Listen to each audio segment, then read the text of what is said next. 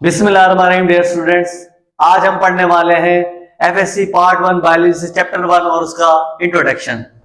तो बगैर time waste किए हम चलते हैं अपने टॉपिक की तरफ और उसका इंट्रोडक्शन पढ़ते हैं। बायोलॉजी का आखिर बायोलॉजी का इंट्रोडक्शन क्या है या बायोलॉजी का मतलब क्या है। सबसे पहले आज हम इस लेक्चर में देखेंगे कि बायोलॉजी का मतलब क्या है। ओके डियर स्टूडेंट्स, तो हमारे पास सबसे पहले है जी चैप्टर 1 इंट्रोडक्शन बायोलॉजी। अब बायोलॉजी को जब भी आप देखना तो आपने ये जान लेना कि ये एक वर्ड नहीं है, दो वर्ड है। क्या कहा मैंने? ये एक वर्ड नहीं है, ये बेटा दो वर्ड है। दो वर्ड कैसे है बेटा? आपके पास एक वर्ड होता है बायो और दूसरा होता है बेटा लोगो। ये किस तरह से मैं कह रहा हूं? तो बेटा ये ग्रीक वर्ड है। बेटा ये कौन से वर्ड है? Drive from. मीनिंग क्या है बेटा बायोलॉजी का?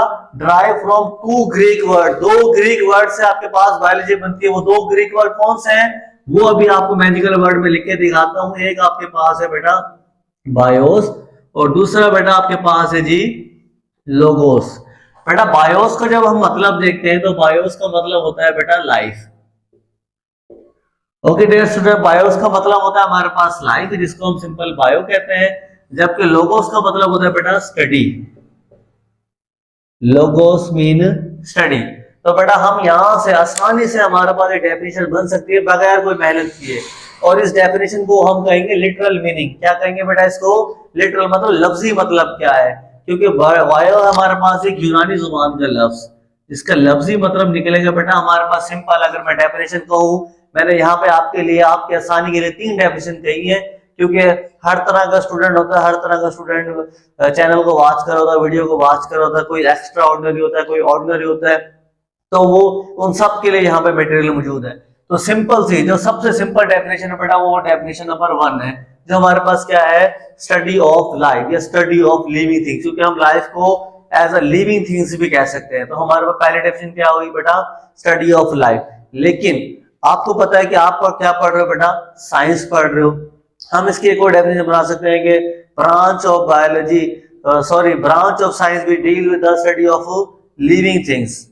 साइंस की वो ब्रांच जो आपकी डील करती है जिंदा चीजों के मुतालिक, जिंदा चीजों को स्टडी करती है, तो उसको हम क्या कहते हैं बेटा? बायोलॉजी कहते हैं। तो हम इस साइंस के ब्रांच इसलिए हमने कहा scientific study of living things, या हम ये भी ले सकते हैं branch of science which study living thing.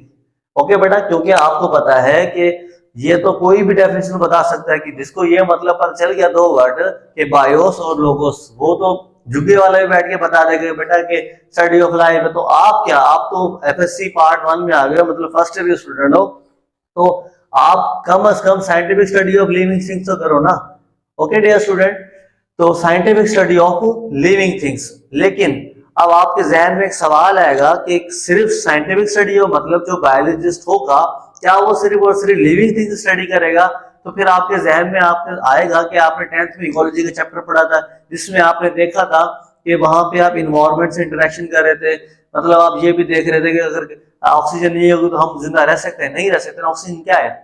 Oxygen एक गैस है, नॉन लिविंग थिंग है, जिसके ऊपर हम डायरेक्टली हम डिपेंड कर रहे हैं ऑक्सीजन गैस पे। या अदर चीज है जैसे वाटर हो गया, पानी के बगैर जिंदगी मुमकिन नहीं, हम पानी के बगैर जिंदा नहीं रह सकते। तो हम डायरेक्टली इंटरैक्ट कर रहे हैं नॉन लिविंग थिंग्स के लिए भी।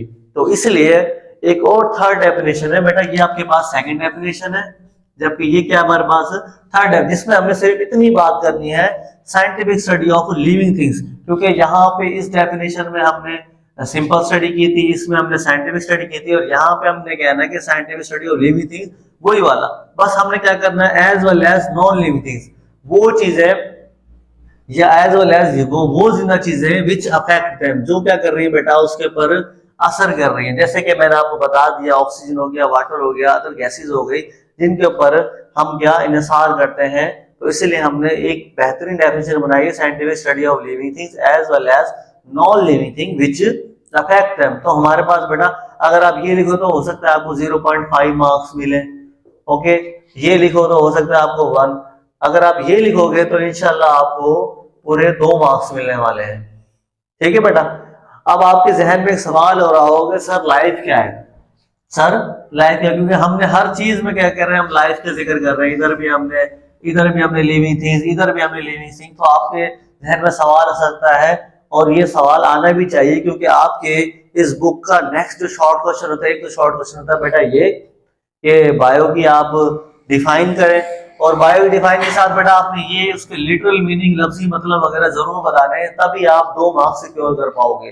अगर आप अच्छे स्टूडेंट हैं तो आपके लिए जरूरी है कि आप ये डेफिनेशन भी लिखो और साथ साथ आपने ये भी कवर करो, ताकि आप डेफिनेटली 2 मार्क्स अटेन कर सको। तो हम दूसरी जो हमने सवाल पैदा किया है कि बेटा वो ये है कि लाइफ का क्या मतलब है। ठीक है बेटा, मैं अपना मार्कर निकालूं ताकि आपको लाइफ की एक हेडिंग बना के दूं कि लाइफ का क्या मतलब है।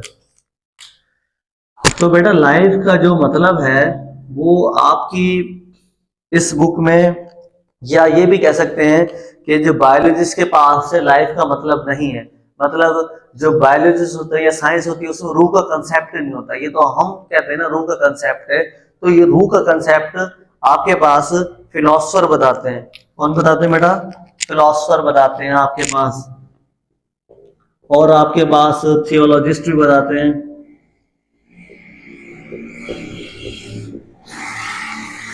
और आपके पास थियोलॉजिस्ट बताते हैं बेटा।